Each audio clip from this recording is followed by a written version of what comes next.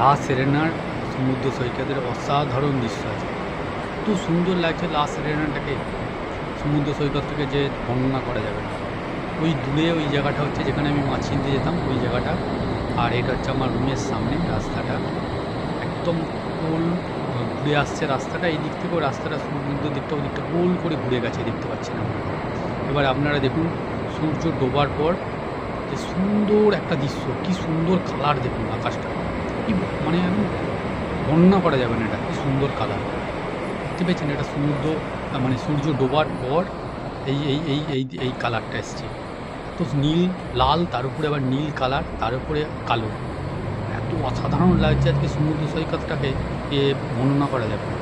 আর আজকে সমুদ্র সৈকতে প্রচুর ভিড়, কারণ আমি আগেই বলেছি এখানে আজকে ফ্রাইডে, এখানে ছুটি, তো সেই কারণে প্রচুর ভিড় এখানে সমুদ্র সৈকতে, প্রচুর লোক শুধু এই সব দৃশ্য দেখতে আসার জন্য, এই সুন্দর দৃশ্য অনুভূতি একটাবার দেখার জন্য, এই জন্যে সবাই এখানে আসে।